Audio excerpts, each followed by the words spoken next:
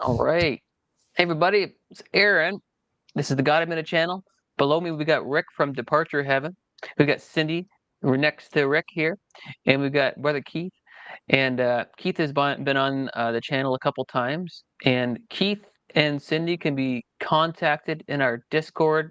God a Minute has really two locations. It's here on YouTube.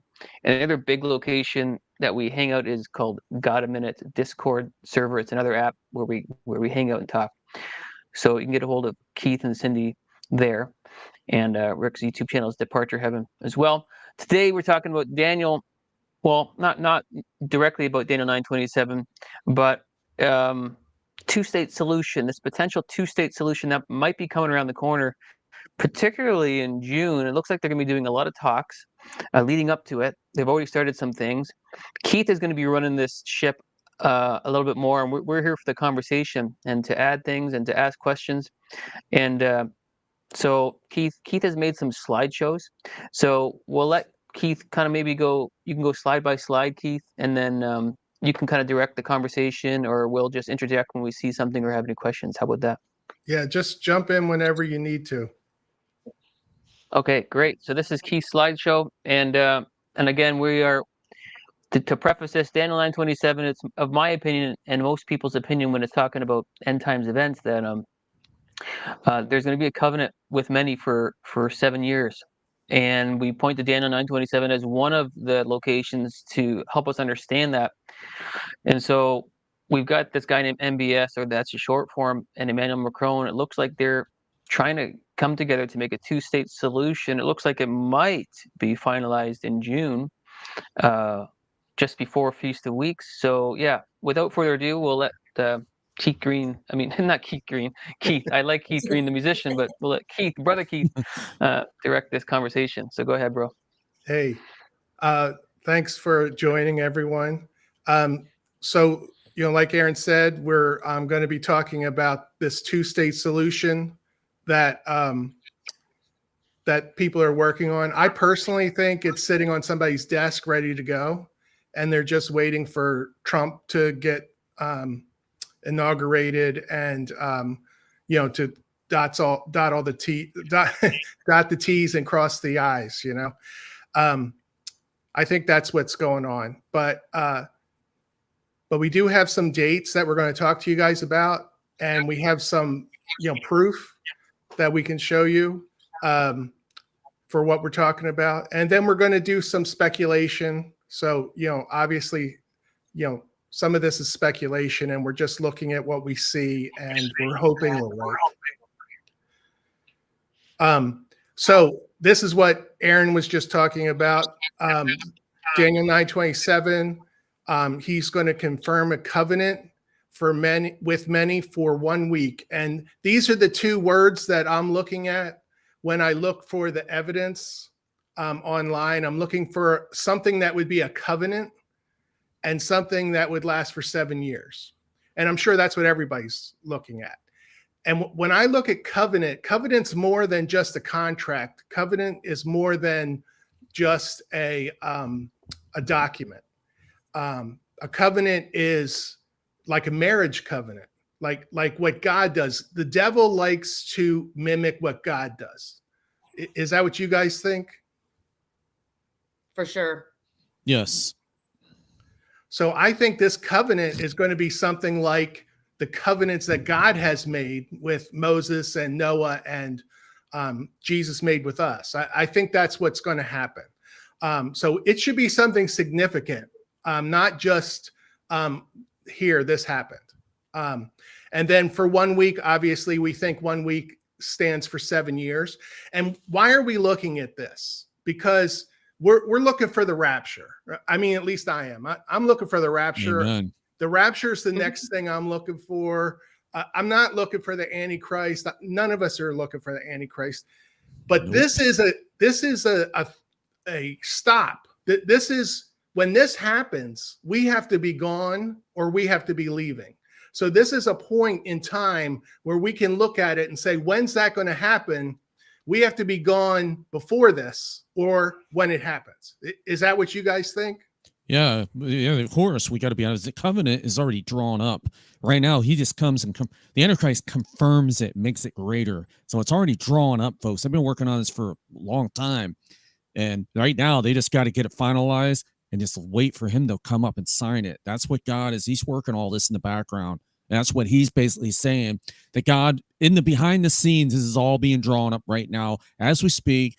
If they're this close, and the two-state solution, I've seen it in many rapture movies, the Left Behind series, a two-state solution, Israel and Palestine living side by side in peace. And they have this agreement that will be signed for a 7-year agreement, exactly how they said it in the movie. And Nikolai Carpathia, or which one was it? The Mega Code. They got it. He signed it, and then the 7 years started. So, folks, right now, between now and 2025, sometime the beginning latter half of it, or excuse me, the beginning part of it, the first 6 months, I believe the rapture of the church is going to happen. That is how close we are, because Satan is getting the world ready he's getting all the world. He's making his move right now, saying, look, go ahead, guys, start faking them out with all these mixing in, blending in with these drones. So I don't believe that official story one bit. Oh, they're sniffing out a suitcase. All the drones look different. They're different sizes. Folks, they're up there for something much more. They're not telling. If they said we're on here because we're seeing alien ships everywhere in small, different size, some are cloaked, we can't see them. That's why all this drone, but the world would panic. So they got to keep their mouths shut. This is military grade classification stuff that's going on right now. Even the president ain't coming out and talking to us, folks. This is what is going on right now. Right now. Right now, yeah. And just to back you up, yeah, I believe that the rapture happens before the 7 years. And so this treaty is a good indication of where we're at. And this treaty, this could be a potential time marker for us. And Cindy, what are your thoughts on all that? Well, I was going to ask Keith if he thought that this was the sort of covenant or whatever that they were getting ready to implement right before October 7th happened that kind of got interrupted. Do you believe that this is kind of an extension of that or a confirmation of that? Yeah, I want to talk about that later, that covenant that you're talking about, because I have a theory about that I want to bring up later. But yes, I totally agree with you. I think this has been on the table for a while. I think it started with the Abraham Accords, and that's the the treaty that Nick's talking about. In my personal opinion, that's going to be made greater. And what's Gabar mean? It means make greater. And yeah, and that's what I think. Yeah, Cindy. Thank you. So how long? Let's go through a little timeline here. These tweets came out, or whatever they're called now, came out December 2023, and Norway, the shelter cluster group in Norway, I guess this is what they do. They have said that it's going to take 7 to 10 years to rebuild Gaza. And I just think that's an interesting set of numbers right there. 7 to 10 years to rebuild Gaza. Gaza's a wasteland. It's an empty slate right now. And it's going to cost at least $3.5 billion. That was a year ago. It was going to cost $3.5 billion. So it's going to cost a lot of money. So somebody's got to pay for that. And it's going to take 7 to 10 years. And I think that that 7 years means something. In May of this year, the New York Times came out with, they reported on a proposal that's up here on the screen. The proposal said that an alliance of Arab nations would pay for it. And we've heard that in the news, right? I mean, we've all heard that, that Saudi Arabia and the UAE are going to pay for all this as long as they meet certain conditions, like a two-state solution, and they don't make it smaller or make it bigger. And they want it done so it's irrevocable. So, and then this sentence right here gets me. It says, after between 7 and 10 years, the alliance would allow the Gazans to vote on whether to be absorbed. And if this becomes, if this turns into that document that we all think sitting on a desk somewhere already, this could be the part of it that the Antichrist rejects halfway through, that they're going to let this happen, that they're going to let this vote happen, that they're going to let Palestine become a separate country, because it doesn't become a separate country for 7 years, according to this. What do you guys think of that? That's definitely 7 interesting. years. I'm sorry, go ahead. No, I was just going to say it's definitely interesting. It definitely lines up. It's like they read our playbook, right? I mean, who comes up with 7 years? You know, why not 5? Why not 10? It amazes me that they keep saying 7 recently. Yeah, I thought I heard something about a 7-year some kind of 7-year deal. There's a name they gave it under the UN. I heard this about a year ago, but they called it a 7-year something. I mean, I'll have to look it up, but this thing is something that they're working on, as I said before. And why 7 years? You know, you got to think about that, folks. Right. It just adds to the validity of the realness of the Bible. The Bible's real, folks. It tells 100% of the truth. If they're talking about it there, who knew this thousands of years ago when it was written? 7 years. And it's saying 7 years when it's about to get ready to go down, folks. That's amazing. That just shows you we are in the time frame of about to go home. I don't know about you, but I have my ticket, flight 777, ready to go. And if you don't have it, guess what? When it's time the boarding pass ain't in your hand, when they start allowing everybody to come on the ark, you don't have it. Sorry, you can't come on board. That is terrifying. And I'm not saying that's what they're going to say. You'll just simply get left behind. Is what I mean. Yeah, you know, anything regarding 7 years and Israel is a part of something that's anybody's talking about for a 7-year thing. It's like our attention should be there at this point. So yeah, true. That's what perked my ears up the first time I saw it. On June 2nd, Biden came out with a plan. It's got 3 phases. I'm not going to go into all the details of it, but it calls for a specific time frame and a binding guarantee. And then the next day, the Arab Contact Group, which has a lot of different names, but it's always the same players. Saudi Arabia, Jordan, Egypt, the UAE, and Qatar. And then sometimes Jordan's in on it, and sometimes the USA's in on it. But this group came out, they just happened to be meeting, the day after Biden came up with this, and they just happened to agree with it. And they said that it has to have, and it's highlighted right here, it has to have specific time frames. So to me, that means that's going to be the 7 years, and binding guarantees. And see, that's where I think the word covenant comes in. When they use words like irrevocable and irreversible and binding guarantees, to me, that means it's going to be more of a covenant than just a contract or just an agreement or just a pact for the future. Is that what you guys think? Yeah, it's an agreement. I'm gonna, if you got a second there, Aaron, and I just want to show this screen for like 10 seconds. Let everybody see this. And this really will blow your mind, guys. I don't know if you've seen this, but let me know when you're sharing it. And then I'm going to pull this up right on the screen. I am at the United Nations site, folks. If you look at the URL, it's un.org. Okay, this is not some site that's made up. This is their official site, Department of Economic Social Affairs. We need 7 years, folks. There it is, of accelerated transform action. The SDGs, this is what I was talking about. I didn't remember it until I had to go to the site. It lays out this entire plan that they got going right now. These are the people that are putting the agreement together, folks. Okay. And then guess who comes and makes it greater? Yours truly, folks, the Antichrist. So we are about to go home, folks. So I'll go ahead and stop Did- sharing that. Did So you see the Christmas card that I think Macron put out that had that on one side and it said peace on earth on the other? I did didn't not see see that. Well, that's great. Well, That's we're awesome. close, folks. Yeah.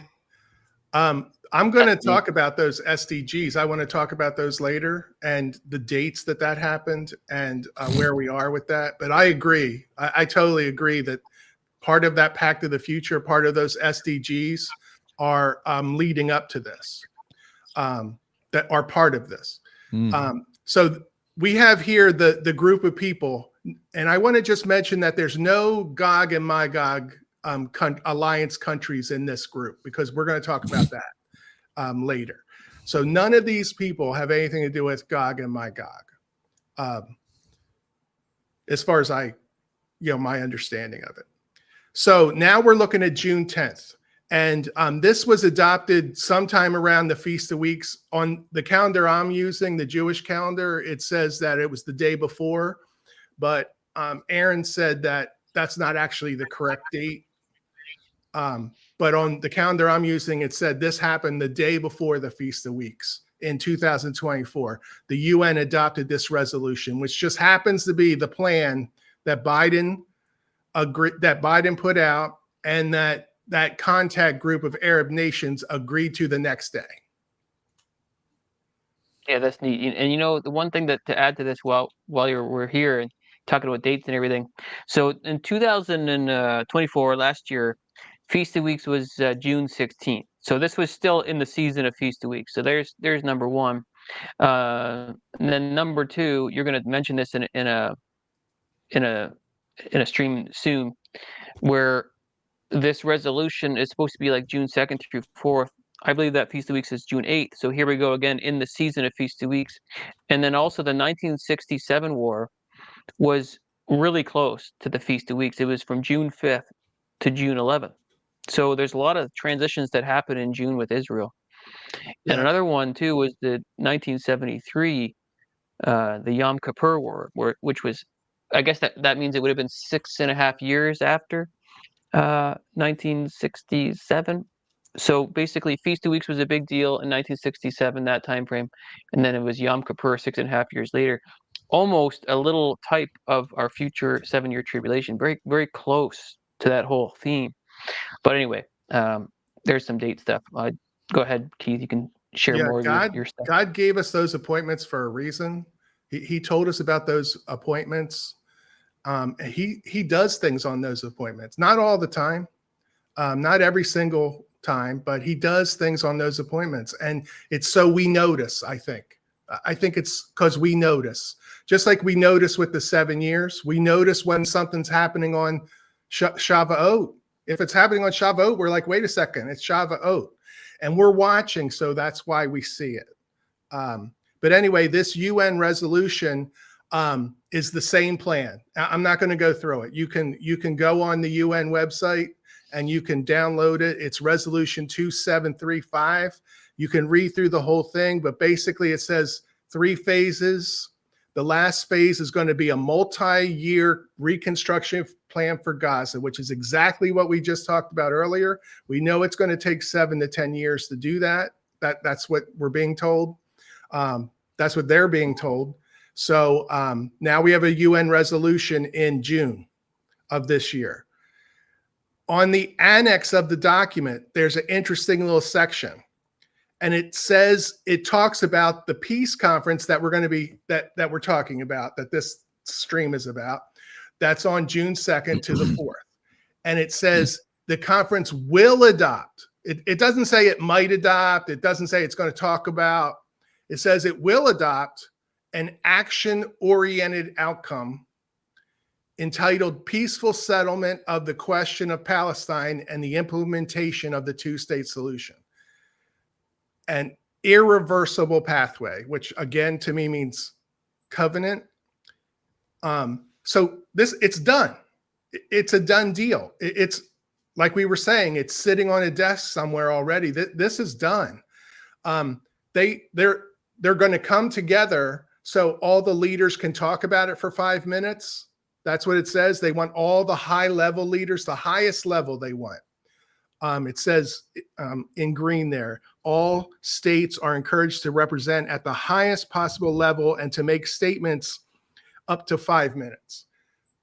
And then you're all going to agree to this. That's what it says. So if you go to the meeting, you're agreeing to it. What do you guys think about that? Wow. That's crazy in itself. I mean, they're going and it's already done.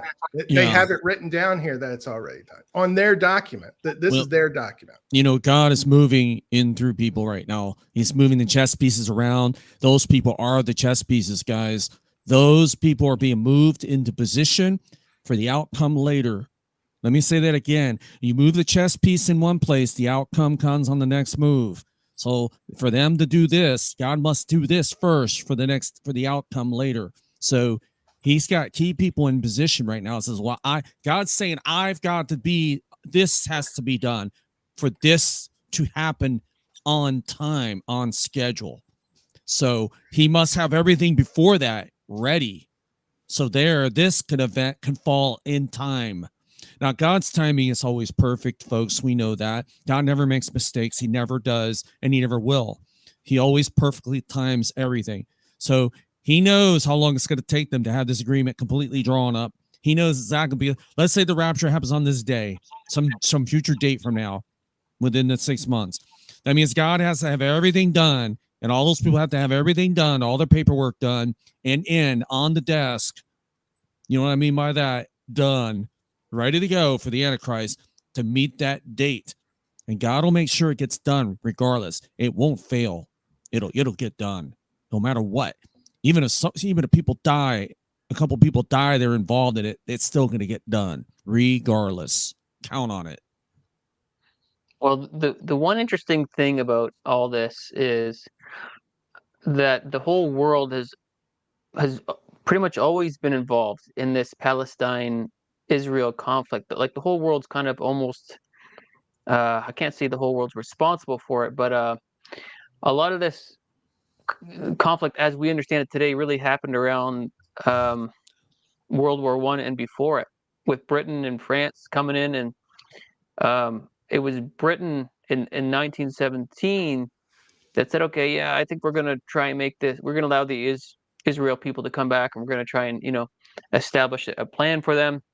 And then more and more conflict, and then the Jewish people just started coming, and the Palestinians are like, I don't know, So there was just big commotion, and then there was lots of nations involved, and it's always been an international issue, always, which is so interesting because it requires all the hands of all the nations to be involved with Jerusalem. But like especially the Old Testament, though, it's all, a lot of it is in the minor and the major prophets. It's prophesying against Jerusalem because they committed harlotry with all the nations, with all the kingdoms. So here you still have Jerusalem being the center of an international issue. And all these countries are starting to mingle and trying to do things for Jerusalem. It's quite prophetic, actually. So, yeah, interesting times we're in. And So what was that thing we here's- were looking at last night, Aaron, that was like over 400 things have been signed by the UN against Israel since 2003? Is that what it said? I think that's what it said. It was like over 400 since 2003, which is crazy. Something like that. A cup of trembling. Right? Yeah, What's and that, what's that verse? Yeah. Israel will become a cup of trembling. Mm-hmm. I mean, And I there's was watching stuff some going other- on in Sudan right now. There's stuff going on in other countries right now. Lots of stuff. Civil wars, people dying. Libya's been going through a civil war forever. You don't hear about that. This is important because God wants it to be important. He wants this on everybody's mind, I hope. Yeah. Well, yeah, carry on with your screens there, brother. That's good. Okay, so Saudi Arabia is, I think, a big player in this. Like Aaron said on his video, I think like 10 days ago, that video. So MBS is a big player. France is the other big player in this meeting that's going to be on June 2nd to the 5th, when this document, this agreement's going to be reached, and everybody's going to agree to it in June in New York, and it's under the auspices of the UN. So they made sure they got the UN involved, and the UN is on board with this. And they only, like I said before, they only want high level leaders. Now, you might have noticed today, the last couple of days, they've been talking a lot about that phase 1 is ready to be implemented. So here we go. They have the meeting set June 2nd to the 5th, because see, all the leaders, they have to get that on their calendar. You know, that's why that meeting was already set.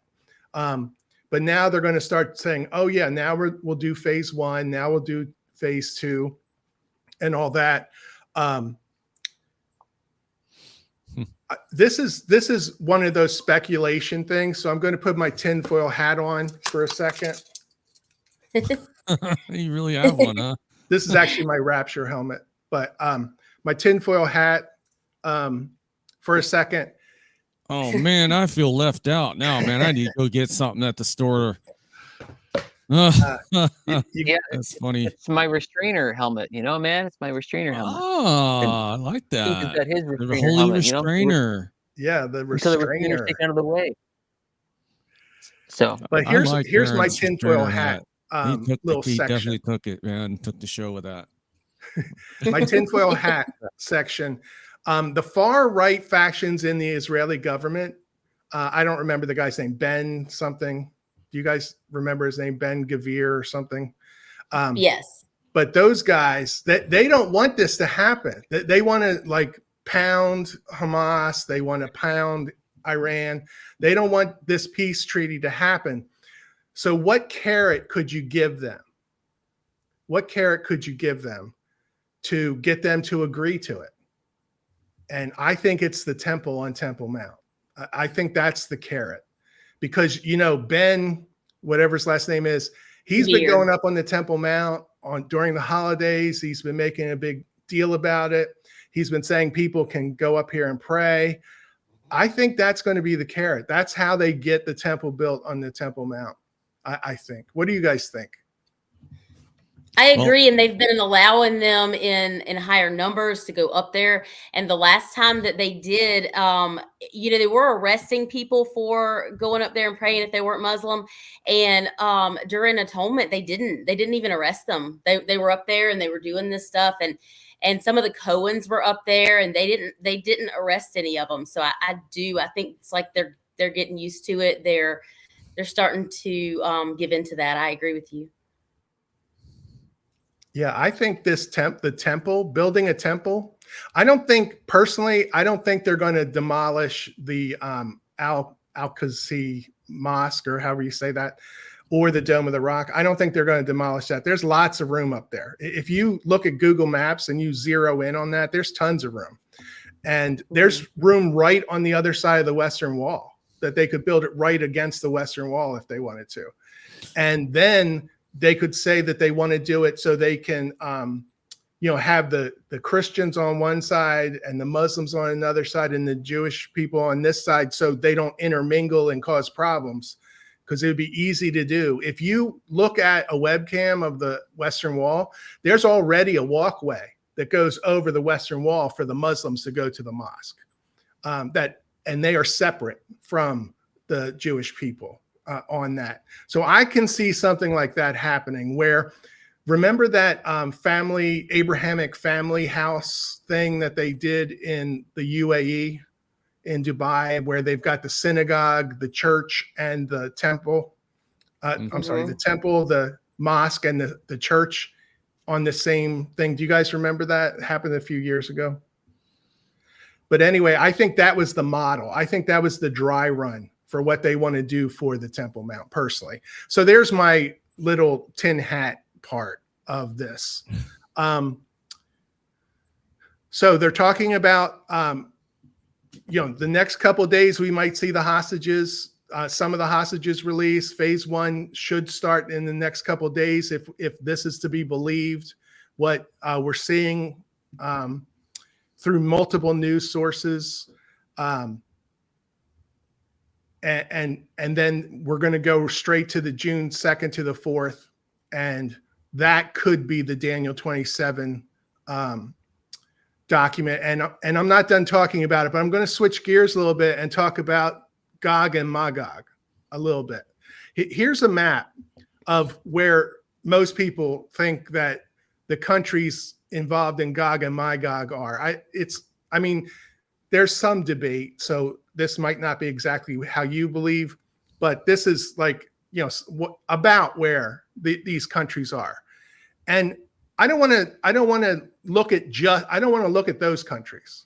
I want to look at all these other countries in the middle here. Iran is Persia, Turkey is right here. Let's look at these countries right here. And I circled 9 of them. And these 9 countries that I circled are constantly in this Arab contact group. They're constantly part of this discussion about the peace treaty. And the other people, they're hardly ever in it. Like Turkey might be mentioned every once in a while. Iraq is never mentioned. Iran's never mentioned, where they're involved with this, obviously because of Iran. But Iraq's kind of on our side, right? Aren't they still on our side a little bit? I mean, I know they have terrorists, but I think their government's based. I mean, their defense minister was talking to Prince MBS today or yesterday. So I think they're basically on our side, but they're hardly mentioned. But these 9 countries are mentioned, and none of them are the Gog and Magog thing, and they're all pushing for a 2-state solution. Why? And I think it goes back to here's a tinfoil hat thing.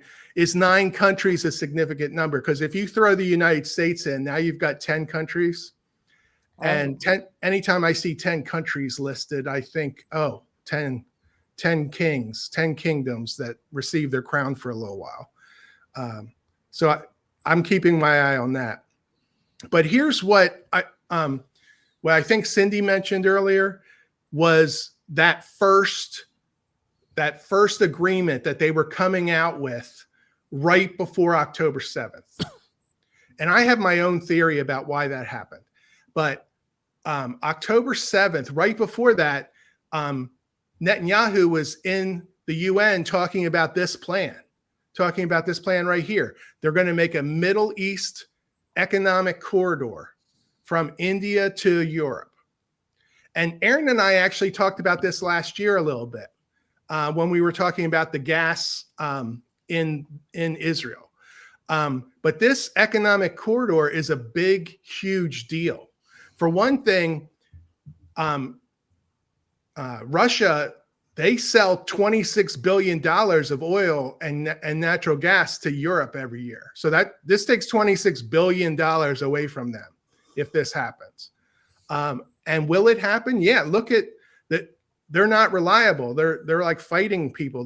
They would much rather get it from Israel or Saudi Arabia or Qatar than they would Russia, the Europeans. So this corridor right here it's trains. It's a high-speed train. It's also pipes for gas and hydrogen someday, which we'll never get to, but they think we will. It's electric conduit cables. It's internet cables. It's everything. It's not just a train. It's moving freight. It's moving people. It's moving information. It's moving energy. All of it through this thing. And this is what they were talking about. This is what scared Hamas into doing October 7th. And my question is, I think it was done on purpose. Like, I think they put this out on purpose, that they're like, we're going to do this. I think Saudi Arabia especially is like, we're going to do this. This is awesome. We're going to be friends with Israel. We're all going to make a lot of money. And Hamas reacted. Mm-hmm. And they engaged in a battle. As you know, it was horrible what they did. And what did Israel do? They flattened Gaza, and then they turned around and they took out a lot of Lebanon, and they took out a lot of the air defenses in Iran. And guess what? Everyone's a lot safer now. Everyone in the Middle East, especially Saudi Arabia and the UAE and Israel, is a lot safer than they were before. And so I think it was planned. I do. I know I'm talking like I got my tinfoil hat on this whole time, but I really do think that. What do you guys think about that? Am I crazy, or what do you guys think? Well, they're working it all out, folks. They're working all the kinks and the knots out right now. I just was looking at an article while you were talking about the Palestine state. Will they recognize Israel as a state? The Palestinians. You see, folks, that's where the problem is going to be. There's going to be a big blockade right there. They're always going to run into it. If the other side doesn't agree, then it's never going to work. Now, before everybody gets all excited, well, that's not true, Rick. It's in the Bible. Exactly. Guess who makes it work? The Antichrist. So he's the one is going to be the final deal maker. See, that's why I really think that they're going to run into a blockade. They ain't just going to slap this together. They slap it together too fast, which they're doing. And they're going to say, okay, here we are, guys. Sit down. Sign right here on the dotted line. Oh, they're going to be like, whoa. We didn't discuss this. We didn't discuss that. And I don't like that over there, how that's set up. And that there needs to go. That's what's going to happen when this deal gets completely done and they present it next year. That's just my opinion. Well, for some reason, we know the Antichrist, he's got the power from the devil inside of him. Remember, power is given unto the beast. It says in the Bible that Satan will make a deal with a man in this earth. Somewhere he's out there, the Antichrist. We don't know who he is. But Satan's going to sit down and say, look, I got something for you. And I'm going to give you the whole world if you just do this for me. And who's not going to say no to unlimited power? He'll probably go for it, of course. Shakes hands. Once he shakes hands with the devil, that power, his spirit of the devil will go in him. And he'll be given the abilities like no other leader can do. And then when he presents the deal to Palestine and everybody, he's going to have everything. He'll modify and make it greater. That's why it says he goes in and makes it greater, because obviously is it great enough for them to both sides to accept. So why does he make it greater? Because it wasn't great enough before. There was some flaws and holes in it that it didn't fit. So he comes along and says, look, hold on, guys. I'll make it work for you guys, and I'll make it work for you guys. Both guys, I guarantee you're going to love this agreement. And they will be shocked and awe and amazement that this man was able to pull it off. And they both were smiling on both sides. Like, this man is a genius. How did he do it? Satan, of course, is behind it. He was the man that empowered him to do it. He'll be given the power because he'll have supernatural abilities to persuade. Word of mouth, that's all he has to do. And he'll have a genius mind given to him. He'll become smarter than ever. Like before, he was just the average, smart. He wasn't that smart, probably just average, but yet fit for the job. Satan came to him, of course. But Satan will give him the ability to be smarter, high IQ beyond anybody's smarter than Einstein. And he will be able to sit down and say, this is why you both sides will not agree. It's this, it's that. He'll point it all out and fix it right there. As soon as that's all fixed, remember, if you fix the problem on both sides, they're going to agree to it, no matter what. Well, I don't see anything wrong with this anymore. And the other side says, well, you fixed that. Oh, I think we got an agreement here. Yes, he makes it greater. And he says, sign on the dotted line. That's what starts the 7 years, folks. This is exactly in the movies. The Omega Code 1 and 2, they did it. They did it in the Left Behind series, especially the Omega Code. Go and watch those movies. This covenant is getting drawn up, but it's not going to work. This is my opinion, folks. It's going to be made greater because the Antichrist comes in and does it. Yeah, I was just going to highlight Bubba's comments here, and Bubba says there's one man currently who has the Jewish lineage by birth, but is Islamic by trade. Not saying MBS is the guy, but he could be the front runner to the AC like John was to Jesus, in my humble opinion.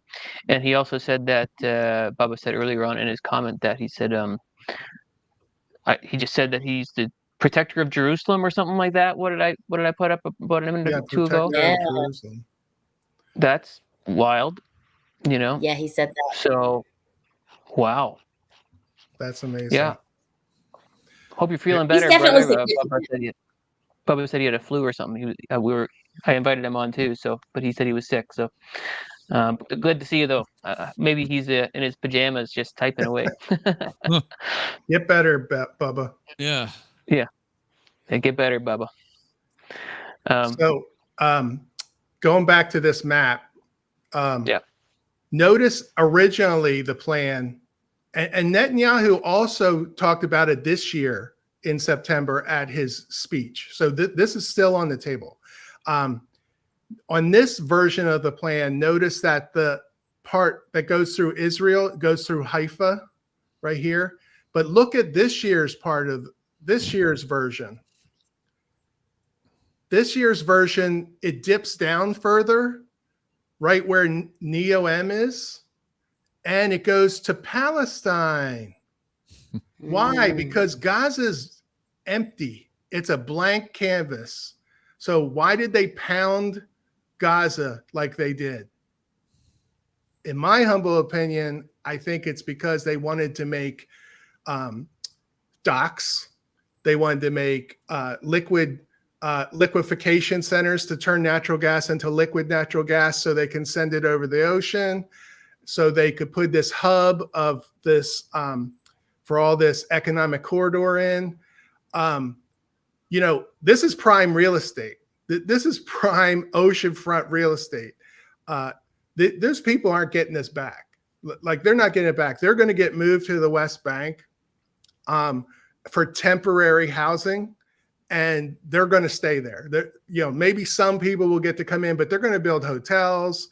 The UAE and Saudi Arabia aren't rebuilding Gaza for the Palestinian people. They don't care about the Palestinian people. If they did, all the Palestinian people would be in their country right now in hotels, and they would be taking care of them. They're not doing that, even though they have trillions of dollars. They're not doing that. What they care about is making money, and they care about the Vision 2030. And the Vision 2030 says that half of their energy use will come from natural gas. Half of their energy use will come from natural gas, and the other half from renewable sources. So Palestinian territories, what do you guys think about that? Do you think they're going to build the stuff there, or do you think they're going to build houses for people? Well, I'm going to tell you, when you're talking about building stuff, Trump, let's say he gets in and he actually gets in the White House, which they're trying to stop him right now, in my opinion. But he gets in, he's got the builders he's got a whole of the building company. Now he could go in there and negotiate stuff and get stuff done, and they could use his company to build stuff. Okay, now I know people say, well, he might be the Antichrist. Folks, I don't know who the Antichrist is. Now I'm going to sit here and guess it. Okay, let's just say for tinfoil hat's sake that he is the AC. Okay, that would work out good for him because he already has a builder's company under his belt. He can get the temple built, get everything done over there. And he, the whole world loves him already, except for the other side, of course. They don't like him, but yeah, that, like I said, all that stuff is going to be used for that land that's destroyed. There's a reason for it. We don't know exactly but you laid it out, Keith. I mean, it could be for all that, the natural gas or whatever you said, the liquefaction. But there's a reason for why all that is happening over there. All the stuff that got destroyed, there's a reason behind it. Okay. And we know that God only truly knows exactly what's going to happen with all that land in the future.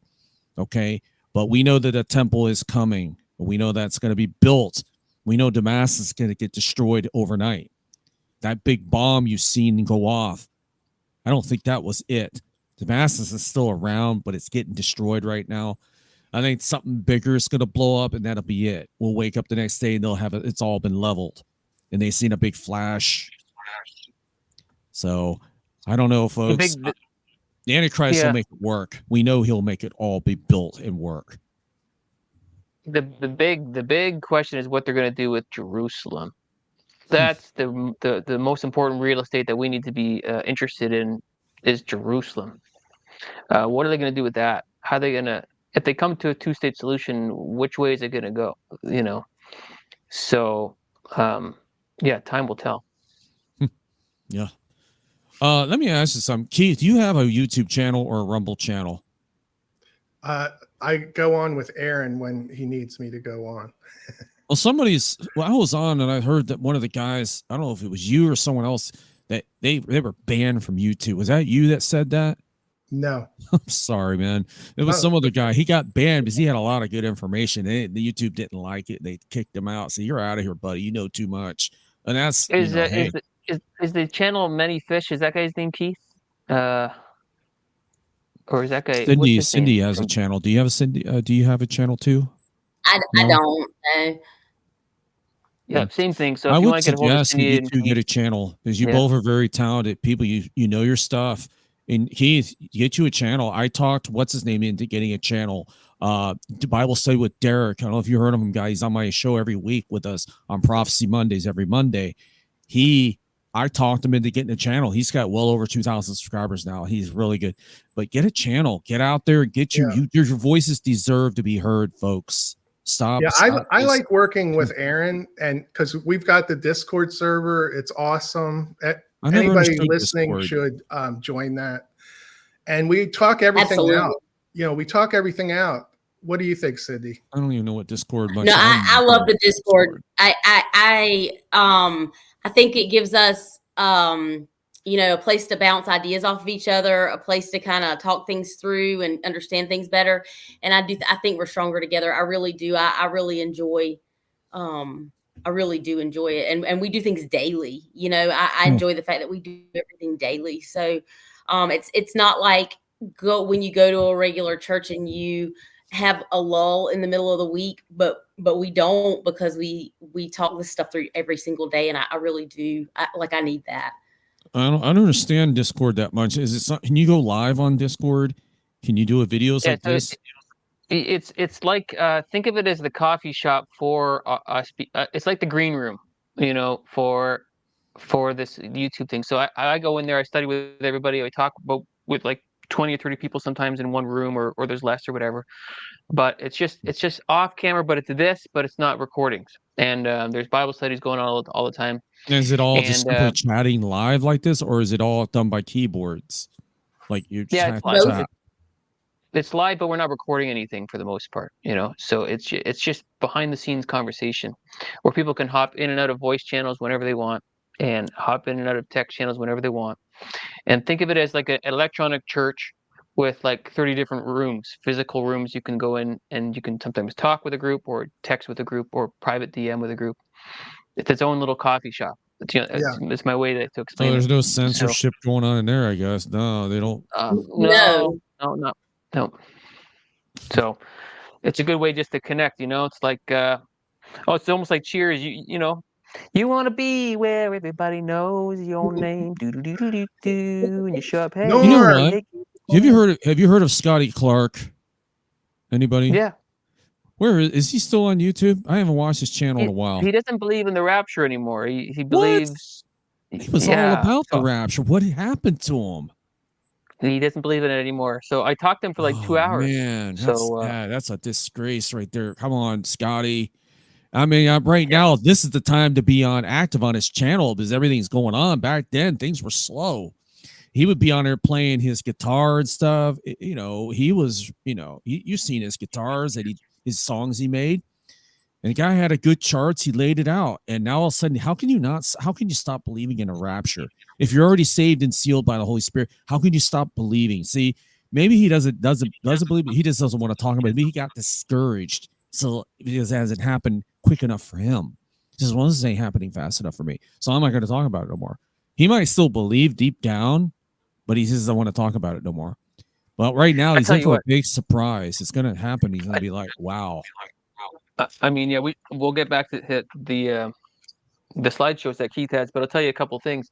Along the journey, I've certainly changed my mind on a lot of topics, but not the rapture topic. I haven't changed my perspective on that. In fact, I've strengthened my position on why I believe the rapture happens and why I believe it's 7 years and not anything else. I think it's actually really important that we should really recognize it for 7 years and nothing else, because a lot of theology gets uh, very largely adjusted if you don't think it's 7 years, because then a lot of things just don't fit into place. I mean, but we're all brothers and sisters. We all need to know to agree on and disagree on different things. And there are some fundamental things that most rapture people believe that I no longer believe anymore. It doesn't change the thought that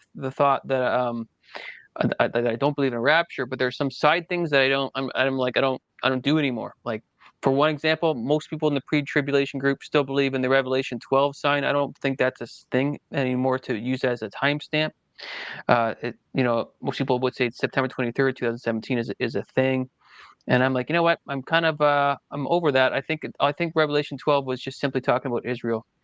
And another thing too is most rapture group people will say, we're waiting for Isaiah 17, and I would say actually we're not. That's already been fulfilled. Isaiah 17 was actually a prophecy against Israel, and northern Israel and Damascus joined together back in the 700s BC, and it was because of that union that Assyria and Judah came against the northern kingdom and Damascus, because they partnered together. So there's a whole history lesson there. It takes like 2 hours to get into, but over the years I've actually learned things and changed my perspectives on things. But I've also now I got more foundational reason to believe in rapture along the years, and it's been a cool journey. So if anybody's listening and you're like, if you're new to this whole rapture thing, like, totally be willing to change your mind and always look for the truth, and you'll find it. But just be always willing to seriously. One of the prayers for me is like, always put pride on the shelf. Like, never think that I know it all, and always be willing. If somebody hits you in the face with truth, be willing to change your mind of it if it comes your way, and you'll grow as an individual. As things come your way. So, but yeah, enough about my conversation here. But Well, yeah, any thoughts on somebody in the chat was talking about Isaiah 17 and wanting to study it more. Actually, JD Farag did that last Sunday, and he said the same thing you did, Aaron. And he also said he had changed his mind about it. So if anybody is confused about it and wants a kind of in-depth, that's what he did last week. So Oh, he did. Okay, there you go. So JD just confirmed what I'm saying. So I did a live stream on Isaiah 17 like maybe 2 months ago, and I explained why. It's like an hour long, and then I did a short video on it. You really got to understand that there's a lot of history there. And I think the biggest step one that people make mistake on Isaiah 17 is they just read Isaiah 17 verse 1, and they close the book and they walk away. It says Damascus will be a ruinous heap. Oh, that's it. Okay, well, what about the rest of the chapter? So people don't understand that it's talking about northern Israel, and Ephraim is northern Israel. So check out my videos I did on that in the past if you want. Go check out JD Frog's video if you want. I haven't even watched it, but it sounds like he's figured it out too. So I think a lot of times with the rapture group is we want to insert us into the text. We want to insert ourselves into the text, and we want to apply everything to us when not everything is meant for our time right now. And so it takes years to kind of sift through the Old Testament and say, okay, is that for me, or is that for them? Or what's going on here? Like, what's the history? It just takes a lot of slow learning to get to that place. So you sort of have to unlearn some stuff that people have taught you along the way. That's so true. Yeah. We're seeing it, folks. I just went over to my subscriptions page real quick, and I'm seeing other channels that are live. I'm not going to name them because I don't want to, drive all the traffic over from this channel over there. But there's channels that are live right now, and I see a lot of UFO this and UFO that. So many people are pumping out the UFO narrative right now, and I believe this is what Satan is right. He's like this, like, yes, it's working. The whole world is now got all their focus on aliens and UFOs now. Everybody's looking to the sky right now. There's tons of videos coming out by the hour everywhere. Discord, YouTube, Rumble, every channel. this keeps going like this, wouldn't it be a perfect time for the rapture to take place after all everybody's looking up in the sky? When they go, this is not going to be a surprise. People are going to say, well, there it is. They took them. Those drones, those aliens, the orbs, they are up there. They took them up just now. And all the news channels are saying it has to do with all that up in the sky. It's being set right now, folks. Get ready. It's getting ready to happen. It'll definitely be used as an excuse, I think. It's the big excuse. Definitely. So summing it all up, there's an Arab-Israeli alliance that's working on this plan that, many of us think is already done. It's going to be between 7 and 10 years, according to the news sources. It's going to be a binding contract, irrevocable agreement, which sounds like a covenant. They plan on agreeing to it June 2nd to the 5th in New York. The leaders of that conference are going to be France's Macron and Saudi Arabia Prince MBS. They're going to be leading that. They want all the large leaders, the top leaders there, so they can speak to it and agree to it. And that just happens to be very close to Shavuot, which, if you've been listening to Aaron's channel, that's his number one pick for a possibility for a rapture scenario. And that's where we are. And I think everything that's been happening up to this point is all been planned. It's all on a checklist. It's all being checked off. It was all carefully orchestrated.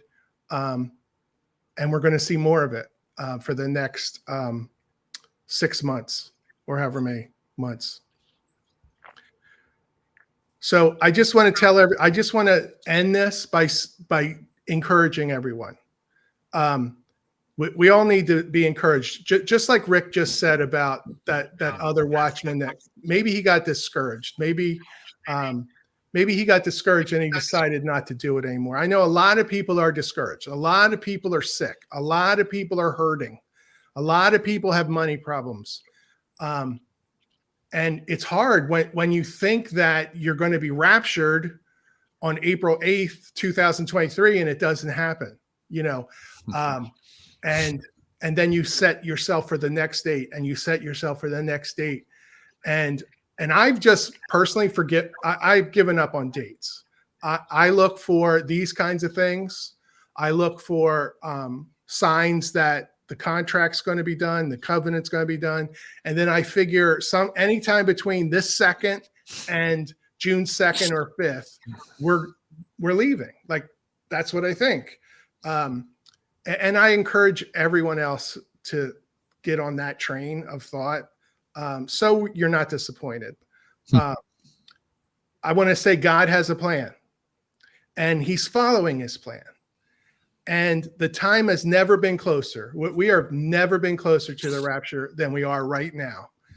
And it might even be before June. So, be happy. God told us 5 things. He told us that he has appointments.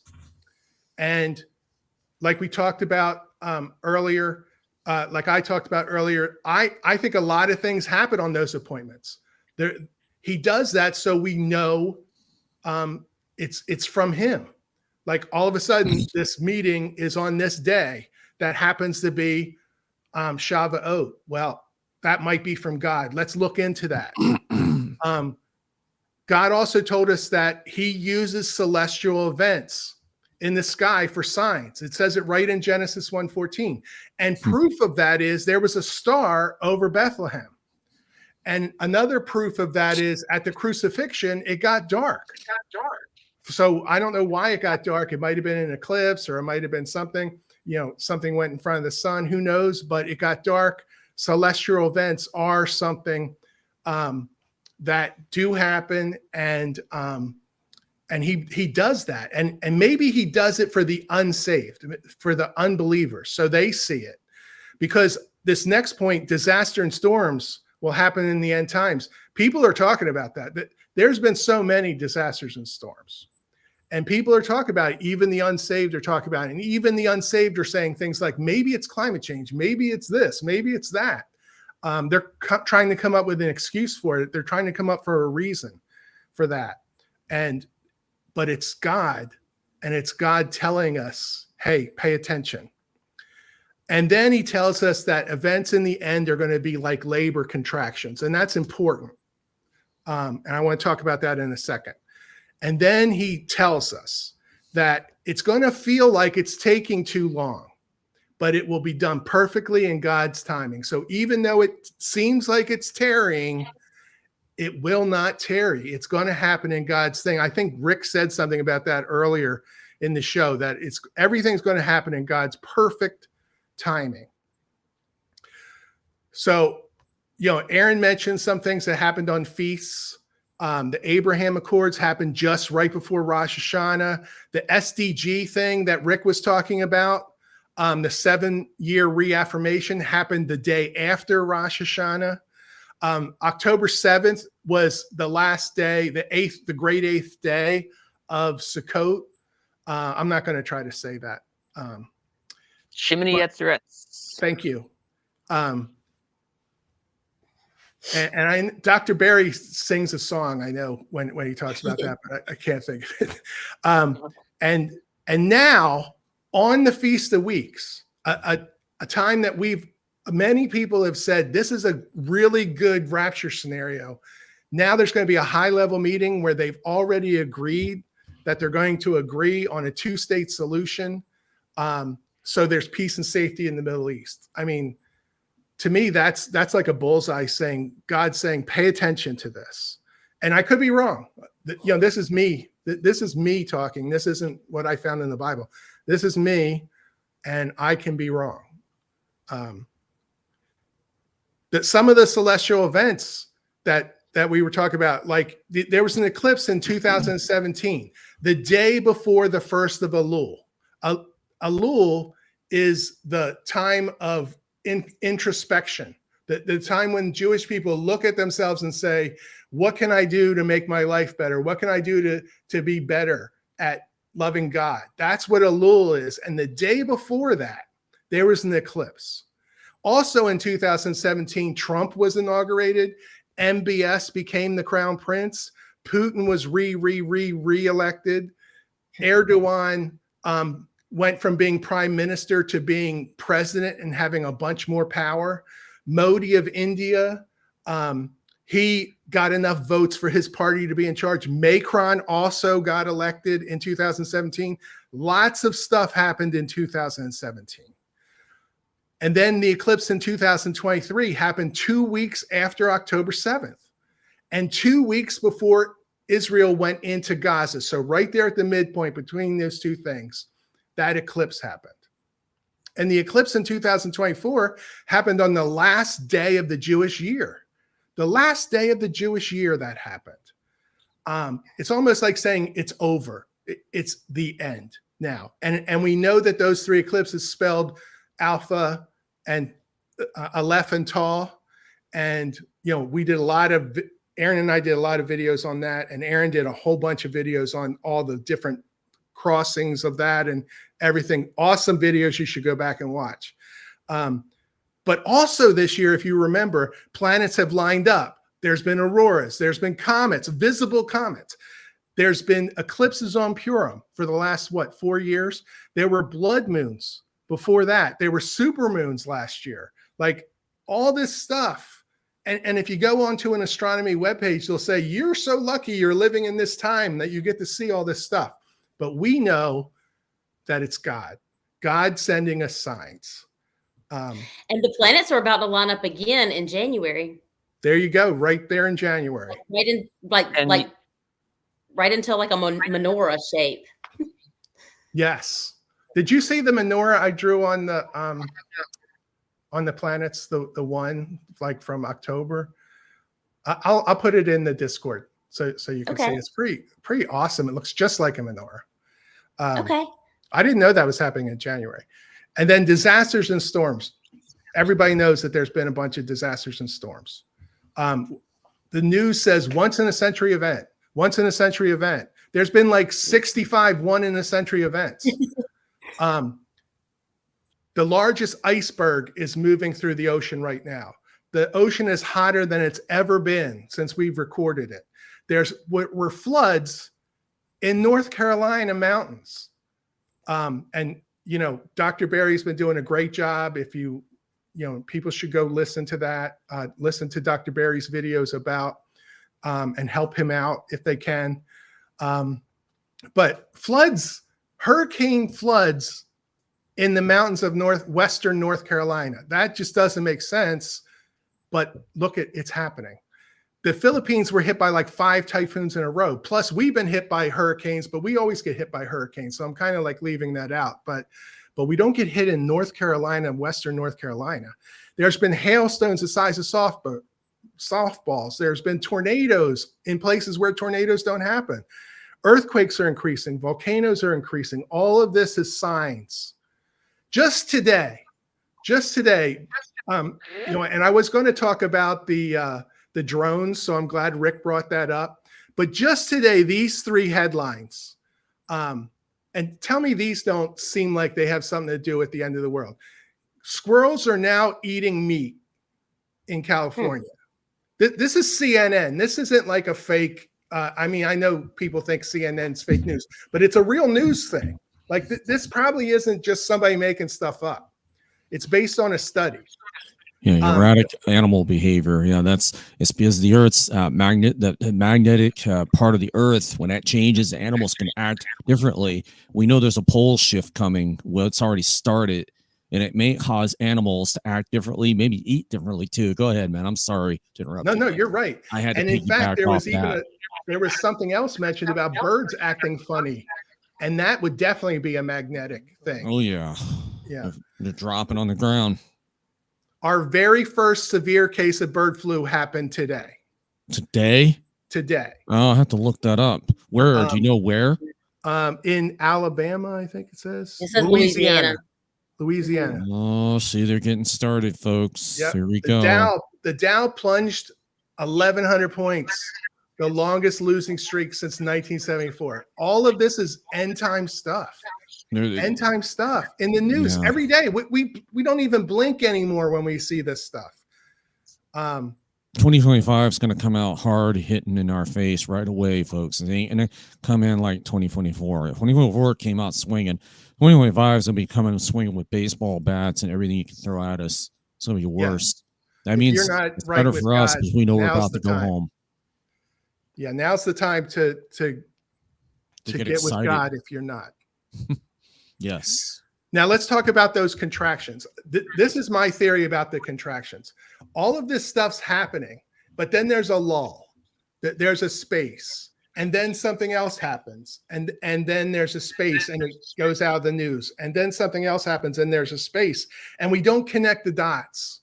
And I think that's what Jesus was telling us. I think that's what he was trying to tell us, that it's going to be like contractions, and they're going to start off far apart, and then they're going to get closer and closer and closer together. Just like Rick said earlier, where back in the day, there wasn't a lot of news about this kind of stuff. And now it's like every second there's something going on.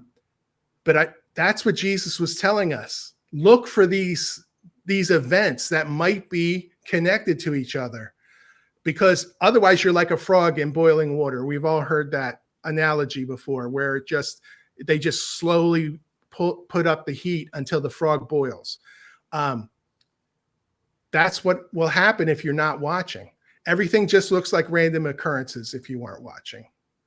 And I think that's what Jesus was telling us. And then again, the last thing is the tarry, because I want to encourage everyone that there's in the verse Habakkuk, there's tarry is used twice. They're 2 different tarries. They're 2 different words. Aaron probably already knows this, and he probably already did a video on it. But if you look at those 2 different words, they're different Strong's numbers. And the first one means a delay, and the second one means according to plan. So if you read it the way you could read it, a different translation, it would be, though it delays, wait for it. it will come according to the plan. And that's what I want to leave everybody with, that it's going to happen according to the plan. That's interesting, Keith. That's fun. Thanks for all your slides there. And you know what I want to do is I'm just going to take 2 minutes, and I'm just going to give a very, very, very, very brief history lesson on Isaiah 17 while I got everybody's attention since we talked about it, and then we'll come back to the conversation. So let's just do it. So I'll just show you my chart. I'm not going to be long and exhaustive, but I'm going to show you this picture here. So we got Isaiah 17. So what's this? Most people don't know the history, and if you don't know the history, you don't know why it's already been fulfilled. So Ephraim, who's Ephraim? Ephraim was northern Israel. Ephraim is mentioned in Isaiah 17. Who's Judah? Judah is southern Israel. That's where Jerusalem is. So Ephraim and Judah were always at war with each other. The northern and the southern kingdom, they're always at issues. They're always at war with each other. And so Isaiah's prophesying just before 722 BC, when the northern kingdom was taken out by Assyria eventually. And so he was also prophesying against other nations, but his main focus was northern Israel. And so what happened was Ephraim and Damascus partnered up. Ephraim said, "Hey, Damascus." And he said, "Yeah." They said, "Yeah, what's up?" So King Rezin, yeah. Can you guys help me out and just fight my southern kingdom brother? And Damascus was like, "Yeah, okay. Yeah, we'll fight with you. Yeah, we'll do that." Okay, so Ephraim and Damascus became Team Blue. And then Judah said, hey, Assyria, can you help me out? Ephraim's being a bully and they're beating me up. And Assyria's like, "Okay, yeah, we'll help you out, bud." So then Judah and Assyria became a team. And Assyria ended up taking out Damascus. And Damascus became a ruinous heap. Now, be careful when you read it. It doesn't say it's going to be a ruinous heap forever.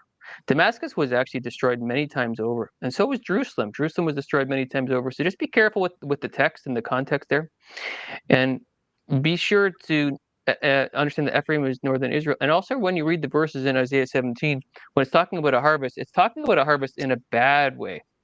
It's explaining how the harvest is going to be really rough, and the northern kingdom is really going to get beat up. And then Isaiah 17 carries on and talks about Sennacherib later on at the end of Isaiah 17. So there is so much history. There is so much history to understand with Isaiah 17. You can read 2 Kings 16, 2 Chronicles 28, Isaiah chapter 7. To really understand the history, you should really spend about 10 hours on the history of this, and then you'll understand what's going on. Don't just read Isaiah 17 verse 1, close the book, and just ignore all this history. There's so much there to learn, and that's all I'll say on that. Okay, guys? So yeah, we'll bring our friends back. Well, how do I do that? Is it that? Okay, good. Yeah. Cool presentation. So what are your thoughts, guys, on everything that Keith shared? I should probably I think be it's locked up. we probably all are going to be if it doesn't hurry up and happen. But no, I think it's absolutely spot on, and it's barreling at us. I mean, everything keeps happening, and I really think that the different 7-year plans that they've come up with recently, it's like they know they need a 7-year plan to make everything happen, and there's been several recently, right? Like in the past few years, there's been several. So I think definitely one of them's going to take soon. I mean, it's got to. Well, I'm going to tell you right now that I am watching everything right now, and I'm not going to ever get discouraged if the rapture don't take place this year. We only got a few weeks left, if that. And next year is going to be more exciting than this year because everything's going to be a lot worse. The worse it gets, the more closer we get to the rapture. Remember that, guys. If it doesn't happen this year and we're still sitting around, it's 6 months in, remember, each month brings us closer to the rapture. When the worse it gets and the more stuff is happening in succession, in other words, back to back, that means something's about to break. It's going to happen sooner or later. And, I don't see us here another 3 years. I really don't. It's just my opinion. I think it's going to happen really soon. Next year, I got my eye on next year. I really do, because of this whole UFO thing that's going on right now. It just took to the next level, folks. Now everybody's looking up at the sky. Even people that are skeptical of UFOs are now looking up. Jesus said, look up, for your redemption draws near or nigh. Folks, now everybody is looking up. The whole world is looking at these drones. Could it be that God put, I'm not saying he put them up, but could it be that he had man put these drones to get everybody to look up as he is about to break the skies? Yes, it could be. That is why God says, I need to get everybody to look up as I'm about to blow the horn. So let's do this. What can we do without scaring everybody half to death? Drones was the perfect answer, and the little orbs and UFOs. It's mysterious. At the same time, it ain't. Now, people are starting to get uncomfortable. I get that. A lot of people are demanding answers. I get that. All that stuff is getting, if people are getting answers. Each week, people are growing more answers. Airports are shutting down, I heard, because of these drones are now becoming a problem. Remember, this thing, I don't think it's going away. I think this thing's going to escalate, and we're going to hear a lot of stuff coming out. But I'm also seeing UFO activity going through the roof. We're starting to see lights flickering everywhere. Car serial systems are starting to act up. This is exciting to me, because that means we're getting ready to be out of here at any moment, because that is what the God wants us to be looking for, is to be looking up and seeing this. Now, we know we're not going to be deceived, folks, because we know as Christians, we know where we're going. We know how it ends for us.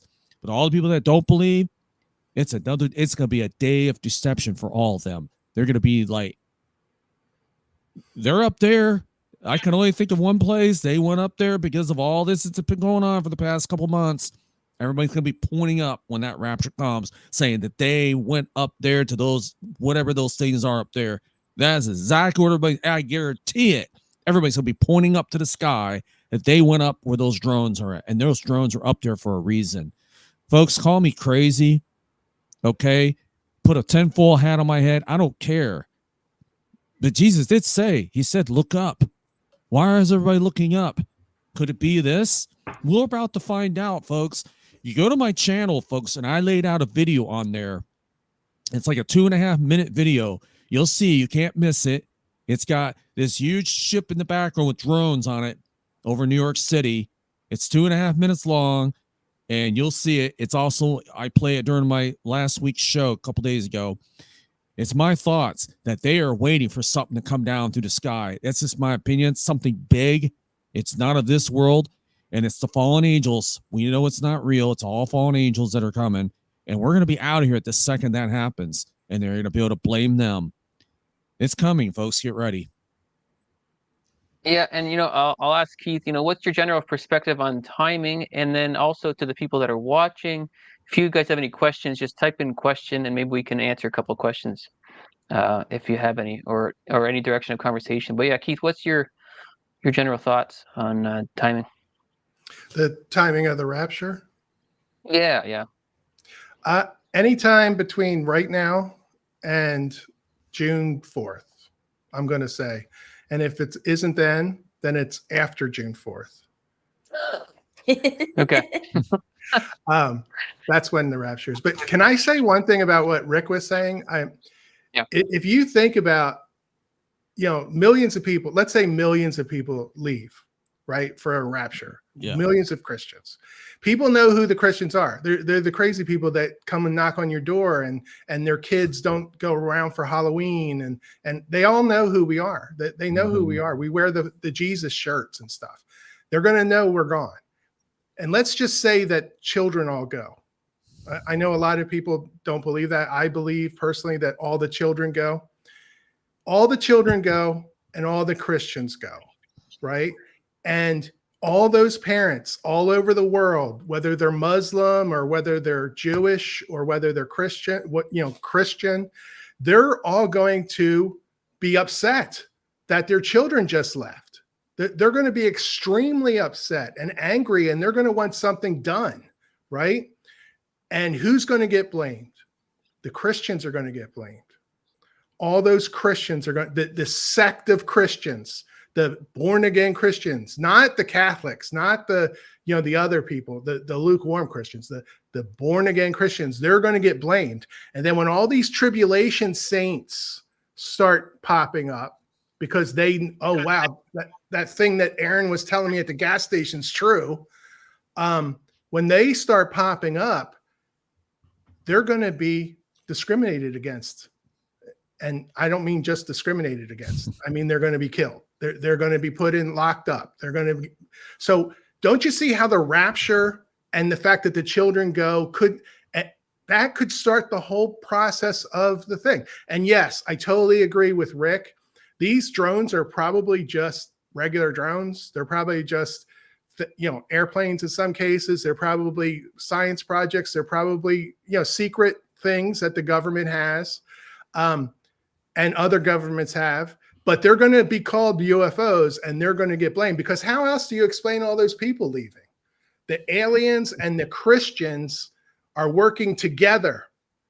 And so the world needs to band together and stop it. That's what I think is going to happen. Brother Rick just asked a question in the chat about the Pope opening the doors. What do y'all think about the Pope opening those doors? I think it's very, very demonic. It's strange. Personally, it's strange and demonic. Yeah. Okay, so tell us a little bit about. Tell us about it, Cindy. What do you know about it? What I know about it is he's supposed to be opening. I think it's 4. Correct me if I'm wrong on the number, but doors starting on Christmas Eve, and one of them's in a prison. And so it's like they're an alternative way to get, I don't know. It sounds demonic. It sounds like he's like inviting demonic spirits into me. Just personally, it just sounds like he's inviting demons into our realm. It's just how I took it. But I don't know as much about it as some people, but I do know that it sounds very suspicious. We're in crazy town, man. We're in crazy town. Yeah, Watchman River would say we're in clown world, right? That's clown world right there. The Pope took brick walls down for at these doors that are portals to places, and he's going to open them up on Christmas Eve. That is just, you don't, that's on the news. Like, that's the news. That's crazy. That sounds like a horror movie. Yeah. You're acting like it's a good thing too. Well, he's calling it a jubilee. Like he said, as the Pope, I'm saying this is the jubilee. He doesn't care, if God has a say in it or not, but this is a jubilee year. And on this jubilee year, for the first time in 25 years, we're going to open up the doors to the spirit, whatever it is, like Cindy said, I don't know what it is, spiritual realm. I was raised Catholic. I never heard of this before. Never heard of it. I went to 12 years of Catholic school. I went to Catholic high school. I never heard of this before. So the Pope is calling it a jubilee year? Yeah. He said it's a jubilee year. All right. Yeah. So therefore, let's go talk to angelic demons or something and invite them into Who knows? I just saw this. I was scrolling again through my subscriptions, and there's a video now that just came out an hour ago. 2025 could be the end of the world. Jonathan Cahn's face is on there, and they got this other guy interviewing him. These people some people think it's the end of the world's coming next year because all these stuff that's starting to happen right now. It ain't the end of the world, folks. Just so whoever's listening, it's not the end of the world. The world is without end.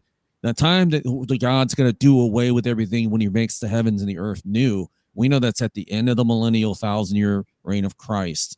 So nothing to worry about there, guys. It may seem like the end of the world. When the day the rapture comes, a lot of people are going to think it's the end of the world. It'll be crazy stuff. People are going to go panicking. Some will lock themselves up in a closet with a baseball bat. Some people will kill themselves. A lot of suicides on that day, folks. Bad. Don't kill yourself. Give your life to Jesus. Do yourself a favor so you don't have to go to hell for all eternity. Yeah, there you go. It was a question here. Let me go back. I lost it.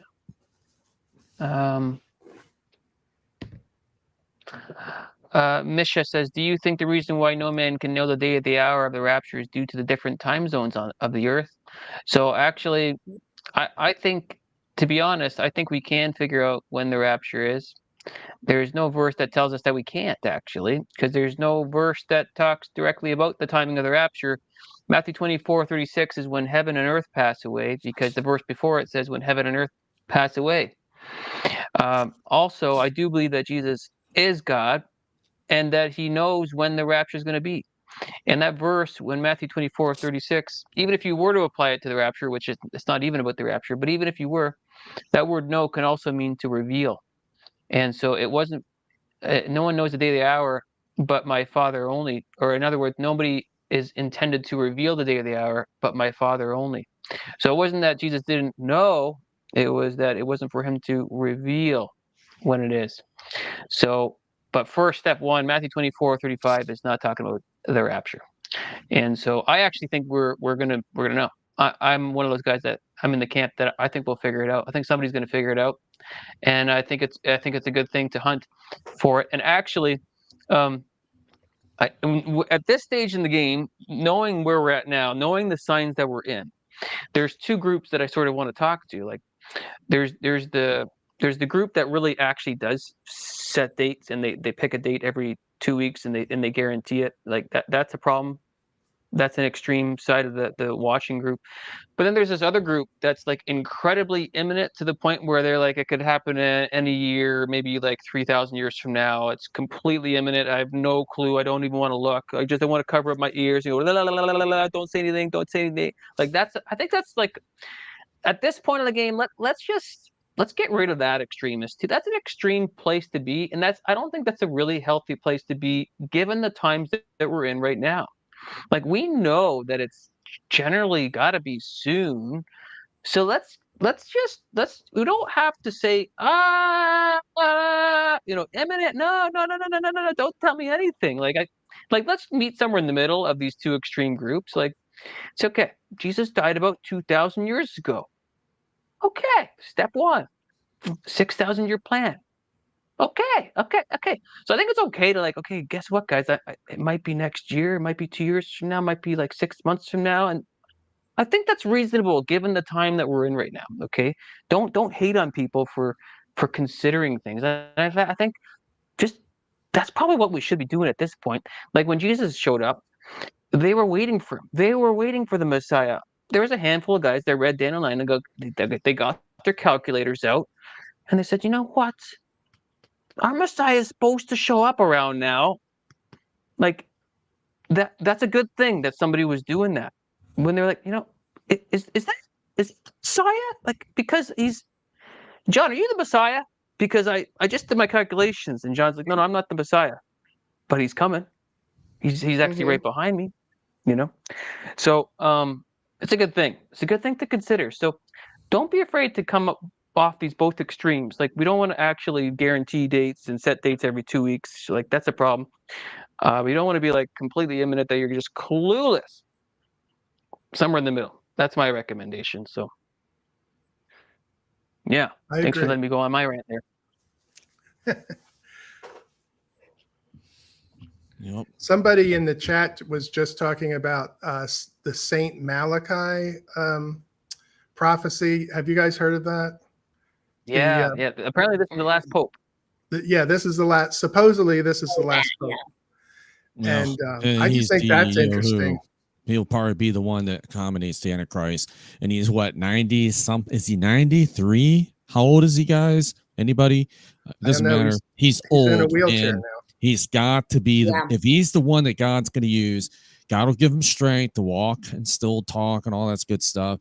And he'll also be given supernatural powers, because you know what he does with the Antichrist. They both are given powers. So if he is the one, then we have got to be close, because it ain't 10 years from now. It ain't 5 years from now, because he'll be too old. He's going to be almost 100 by that time. It can't be. He's in his 90s, then it's got to be very close. I'd say within a year or two tops. Folks, I can handle another year here, or even another year after that. That's the longer we get to occupy and tell the Lord, hey, we'll do whatever you want us to do. boots on the ground. We're saving everybody get everybody in the ark as quick as possible. You know what? And also, you go to heaven, you're like, good job, Rick. You were patient all that time. You weren't complaining like some people complain because he hasn't came yet.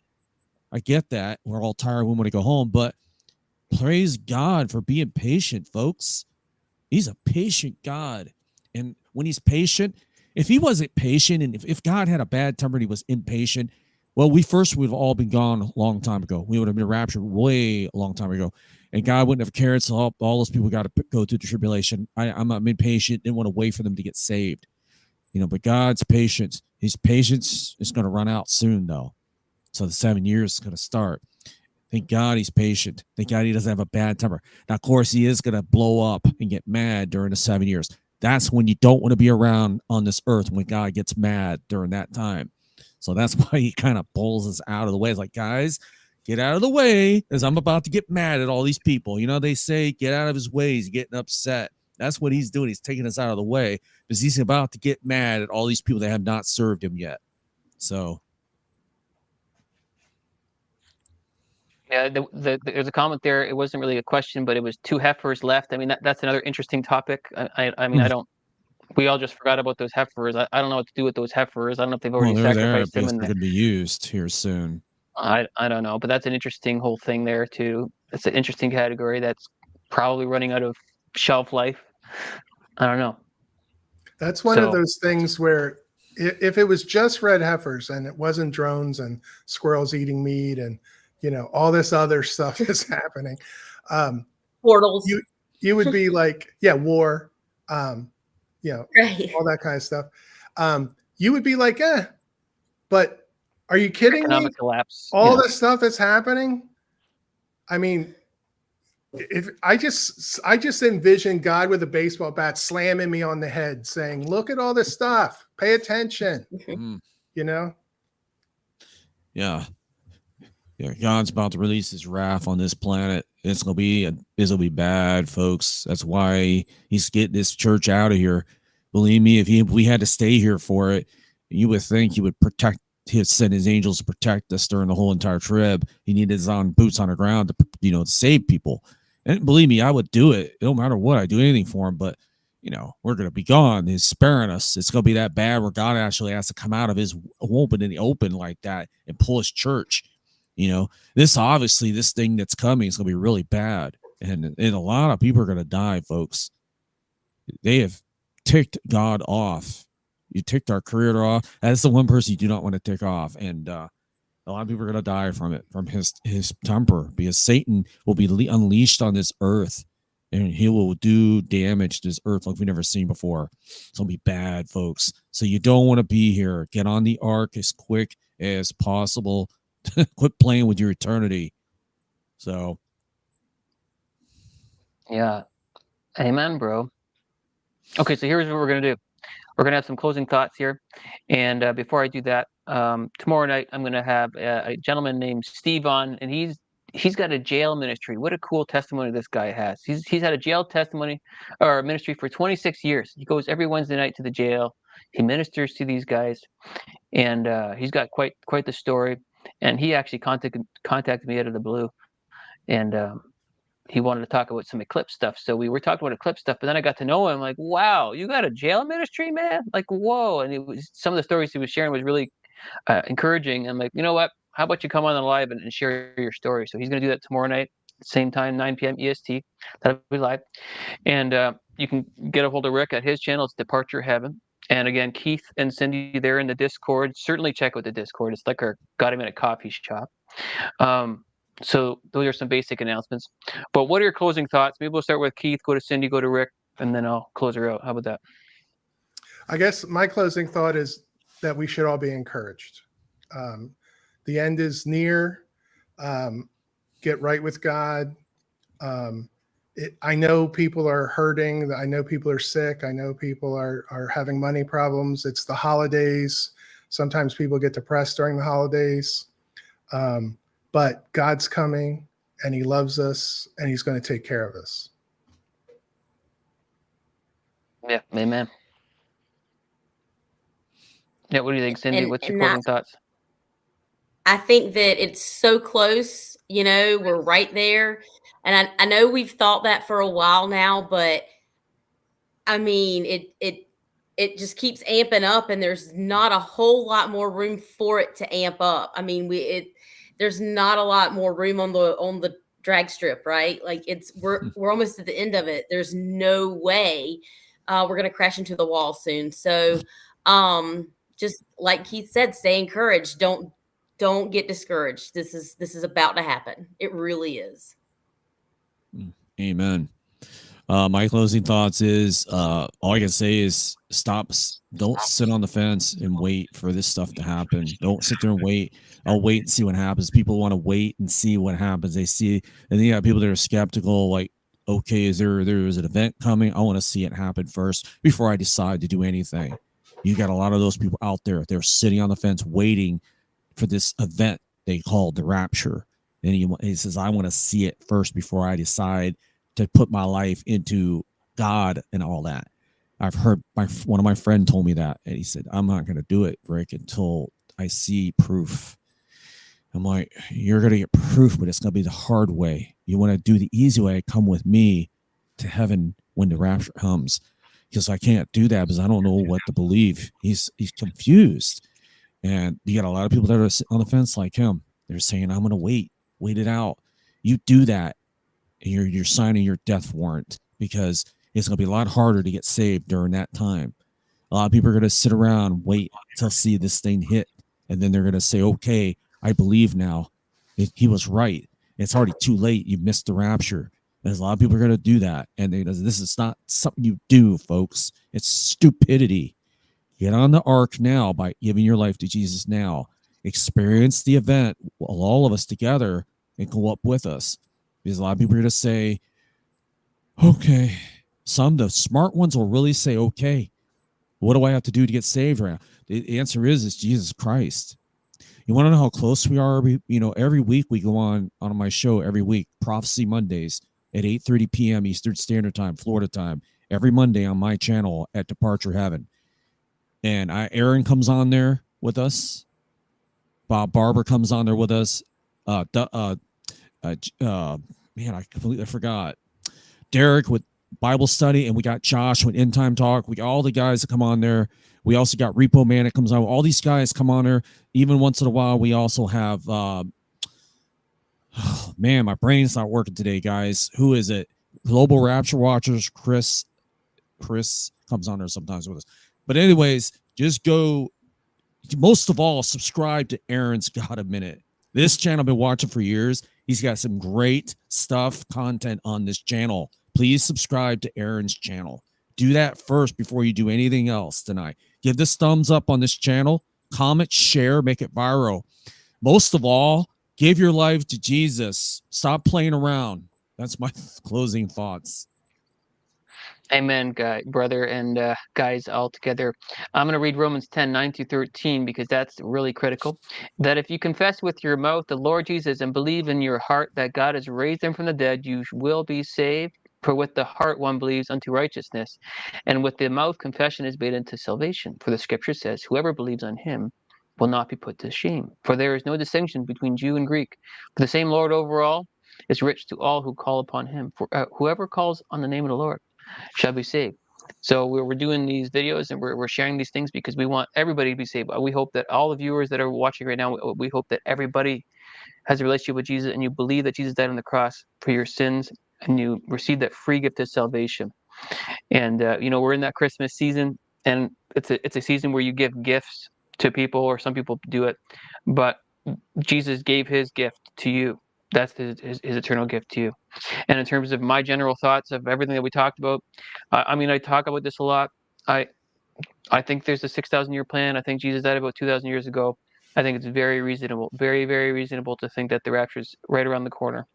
I personally put a lot of weight on Feast of Weeks. I've been putting a lot of weight on that for the last 8 months. And so my favorite candidate is Feast of Weeks for like 1,000 reasons now. There's so many reasons. But I don't know when it's going to be. And so you're not guaranteed tomorrow. None of us are guaranteed tomorrow. And we're not even guaranteed the year of knowing when the rapture is going to be. We just don't know for sure. We're just kind of waiting because God knows best. But I invite everybody to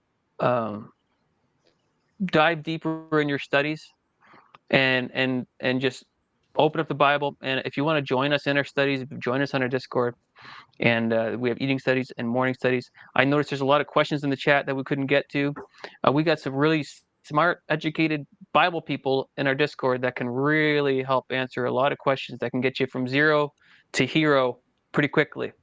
0 to 100 pretty quickly in terms of your understanding. You can really have exponential growth if you do it with the group. If you do it by yourself, you're going to be doing kind of this kind of thing, and you'll kind of be going up. But if you do it in the group, you'll be understanding things real quick. And so there's a lot of basic things that are that we just can't answer everything on the live stream. And so anyway, we invite you into that Discord. My links are underneath the description box. There's links there. You have to answer a couple questions at first. Don't get discouraged by the, it takes a while to get into the app with questions and all that. It's not as bad as it used to be. Hey, Aaron, blow your shofar. It's a pretty easy. Oh, I don't have my shofar on me. Darn it. It's easy. Yeah, we fixed it. He blew it on our channel. If you ever hear him blow it, man, just go. I don't know if you got videos of him blowing it on your channel. Do you have a shofar videos on there? You know what? I actually have like two cool ones. Let me pull them up. Let's everybody. You should see this guy blows a shofar like a pro, man. Yeah, let me see if I can find one that's I think an angel's coming down from heaven, giving him lessons how to. Hi, this is how you do it, Aaron. Let me just see if I can find a decent one here. I'm sure he got videos for it, but he has blown it on our channel right at the end of this show. In the tunnel. Yeah, I like the tunnel one. That one's awesome. Blow that tunnel one. We got a few of them. Let me see if this one's going to turn out. But I like when we close out with Aaron's shofar blowing. Right? Sometimes when he comes on with us, he'll be like, "Okay, let's end this show with the shofar blowing." He blows this like, woo! It's really, really good at.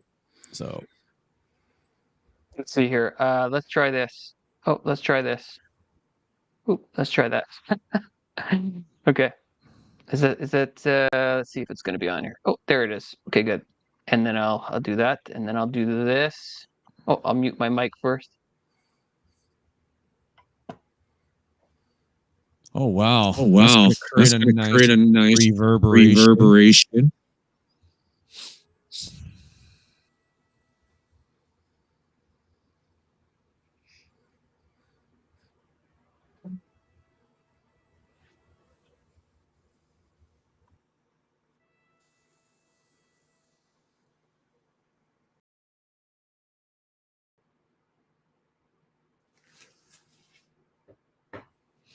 No sound. That was awesome.